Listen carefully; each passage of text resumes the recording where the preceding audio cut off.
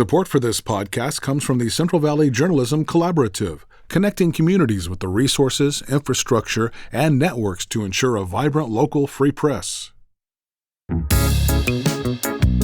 From KVPR in Fresno, this is Central Valley Daily. It's Tuesday, July 22nd. I'm Elizabeth Arkalian. Earlier this month, hundreds of employees went on strike at the Chukchansi Gold Resort and Casino in Coarsegold. That was our message to let them know, like, hey, this is what happens when you go against the people who run your business. While the strike is now over, there still has not been a contract agreement. Coming up, we'll hear from a casino employee about their demands. But first, these headlines. New data by the University of California shows UC Merced has the highest rates of postgraduate employment. As KVPR's Rachel Livenall reports, graduates are often getting jobs within 2 years of leaving university. 68% of students who graduated from a UC in the last 2 years now have a job in California. For the UC's Merced campus, that number is 10% higher. The data looks at the last 20 years of graduation and job entry. However, when it comes to earnings, the data found UC Merced graduates are earning less than others in the UC system. They make about $45,000 a year. For KVPR News, I'm Rachel Livenall. A bill that would have mandated affordable internet service for low-income households is not moving forward this year. Destiny Torres with our newsroom partner LAist has more on Assembly Bill 353. San Diego Assemblymember Tasha Borner said the move to yank the bill this month was in response to the Trump administration's changes to digital equity programming. If passed, providers would have been required to offer internet service at $15 a month, something advocates say would have helped about 3.5 million Californians access reliable internet. For now, there's only one other digital equity bill still under consideration by lawmakers. SB 716 would give subsidies to providers that offer internet for $30 a month. That was Destiny Torres with our newsroom partner LAist. Who paid for an attack mailer during a recent Fresno election? Omar Rashad with our news partner Fresno Land reports on the influence of dark money in local elections. The mailer accused a city council candidate of a crime during a special election this past spring. The candidate, Brandon Vang, denied the allegations, and he ended up winning his bid for Southeast Fresno's council seat. Behind the mailer was a local political action committee. It's called the Fresno Future Forward PAC, and its treasurer is prominent political strategist Alex Tavlian. But it's not clear who paid the PAC to send out misleading mailers, and experts who spoke with Fresno Land said it's unlikely we'll find out. When political donations can't be traced to the original donor, researchers commonly refer to that as dark money, and political experts told Fresno Land there's nothing really preventing dark money from influencing Fresno's elections in the future. From Fresno Land, for KVPR, I'm Omar Rashad. Deportation fears are leading local medical patients to skip out on care. United Health Centers Clinic serves many farm workers in the San Joaquin Valley. Their CEO tells the Fresno Bee that their number of appointments has dropped 10% since the beginning of June. Immigrant residents also tell the Bee they're fearful of using public services under the current federal immigration crackdown. The State Senate Education Committee has passed a bill that would increase access and equity for girls in youth athletics. Thousand Oaks Democratic Assemblymember Jackie Irwin is the author. This is not about who can play on the field, it's about whether there is a field for our athletes to play on. She says the bill was prompted in part by a legal case in Davis. The Davis Youth Softball Association settled with the city of Davis after allegations that the girls' softball club was being charged for field use and electricity field, while the boys' baseball organization was accessing the field for $1 and enjoying shaded dugouts, water fountains, and other amenities. She says the bill would extend Title IX-like protections that states and cities have to comply with to local education agencies that rent out spaces to third-party youth sports clubs. The measure heads next to appropriations. You've probably heard Congress has canceled federal funding for public radio, But KVPR isn't going anywhere. Our commitment to serve the Valley has never been stronger, but KVPR needs your help.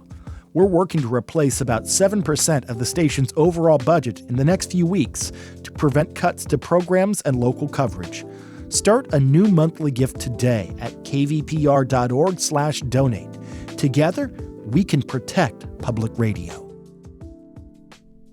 And now to our main story. In the Madera County foothills, the Picayune Rancheria of the Chukchansi Indians manages a popular entertainment hub. But the Chukchansi Gold Resort and Casino is also a lifeline for about 1,200 people who work there. Earlier this month, hundreds of workers went on a 3-day strike to call for better wages and benefits. A lapsed contract has put tribal leaders and unionized workers at odds over how to improve working conditions. Tribe officials tell local news outlets that the casino's income funds critical tribal programs, making financial decisions challenging. The workers are represented by Unite Here Local 19. Adam Sanchez is one of the unionized employees who's calling for not just a new contract, but one that's fair to those who've given so much of their labor. Some of the employees have been there for decades. Sanchez recently joined me for a conversation about why his colleagues went on strike. He starts by telling us more about his job as a slot attendant. I'm basically a floor cashier for the guests. I handle multiple things. If slot machines run out of paper, or the money gets jammed up, it's my job to open it up and take it out and refresh the bill with a brand new one instead of the crinkled one. Even sometimes a guest, if they need to use the restroom or go to the ATM or maybe just do a quick check-in with the hotel, I'm required to hold their seat for them so that they can, do what they got to do, because we have to provide max guest service for our guests, and it's also my job to understand and know promotions for when the guest asks. And, I'm just basically on the floor all day long, just making sure I take care of guest needs. So you and around 600 of your fellow employees are currently in contract negotiations with the Chukchansi Gold Resort and Casino.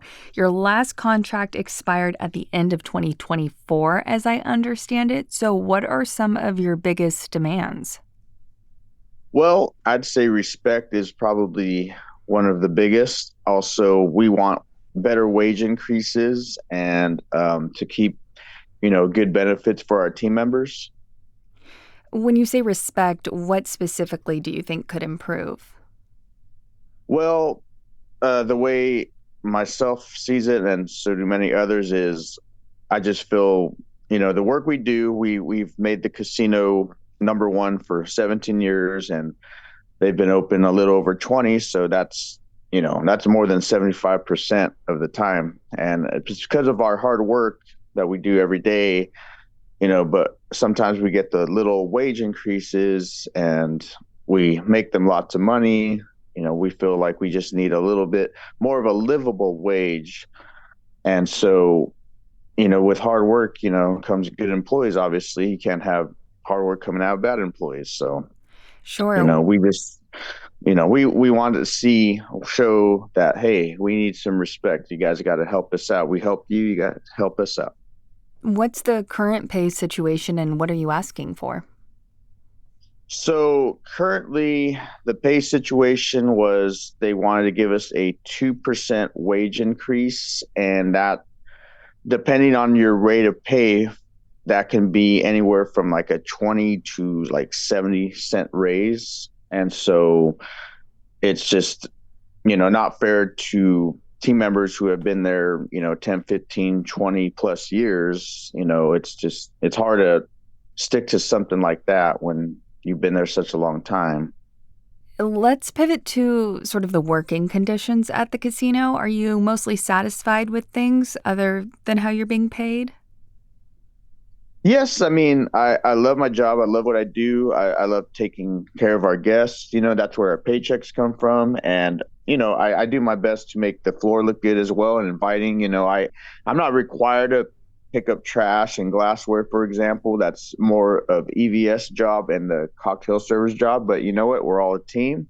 And so when these people walk in, I want them to have that welcoming feeling, knowing like, hey, look, it's clean. It's friendly. It just feels like a nice, friendly environment.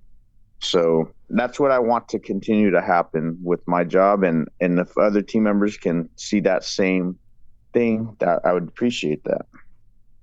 So we discussed the pay that they proposed. What about some other changes? Would employees have to start being charged for lunches? Do I understand that correctly? Yes. So currently in our break room, it's called TDR, which is team dining room. Yes. Currently we have free lunches, but the company wants to charge us $5 for our first lunch and $3 for our second lunch. And we've had it free for quite some time. But like I said, for a 2% increase, but now we're going to be charged for that. It's just very hard to fathom. Yeah. It doesn't make sense to us. Well, what about the medical benefits? Any changes there? Yes. So currently the medical benefits are great, but now they want us to take care of the future expenses of what the health insurance will be to cover ourselves, because just like everything else, every year, everything goes up and up and up. Now, I mean, clearly a lot of you were upset and were picketing in front of the casino earlier this month. I believe across 3 days you were there. Do you feel like that made a difference? Did it nudge the casino to make any sort of contract agreement? I think it did. I think what happened was it made them realize how much power the employees have. We're the ones who run the place, and I understand we are hired by them, but at the same time, you need someone to run your place. And so that was our message, to let them know, like, hey, this is what happens when you go against the people who run your business. And because this is a Native American casino, are things operated differently than maybe other casinos? Do you think that affects the dynamic of these contract negotiations? Yeah, I think it does affect the dynamics. I personally have never worked at a non-tribal casino, but for friends that I know that do work in other casinos, yeah, there's other dynamics involved for sure. And anything you can elaborate on, just for folks who don't really know the difference? Yeah, so examples are, so we have tribal members and then non-tribal members. Like, I'm a non-tribal member, so they get certain advantages. They get higher rate of pay, and they get, longer medical leave. Those are the things, just to name a few. Okay. Those are some things that they have versus a non-tribal member. Anything else you'd like to add, Adam? Just, I really appreciate working for the company, and I hope we can just move forward from here, and let's just take care of the guests who come to our casino every day, and I'd be happy to do it, and so will many other of the workers. That was Adam Sanchez. He's a slot attendant currently involved in union negotiations at Chukchansi Gold Resort and Casino. Thank you for joining us, Adam. Thank you. And a union representative with Unite Here Local 19 tells KVPR they will be returning to the negotiations table next week. Included among the union requests is a pay raise greater than 2%, continued free meals, and stabilized healthcare costs. And that's today's show. Today's episode was produced by Jonathan Linden, Crescencia Rodriguez Delgado, and KVPR, with support from the Central Valley Journalism Collaborative.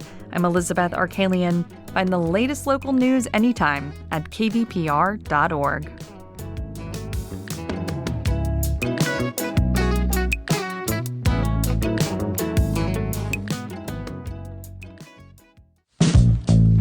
These days, there's so much news, it can be hard to keep up with what it all means for you, your family, and your community. The Consider This podcast from NPR features our award-winning journalism. 6 days a week, we bring you a deep dive on a news story and provide the context and analysis that helps you make sense of the news. We get behind the headlines. We get to the truth. Listen to the Consider This podcast from NPR.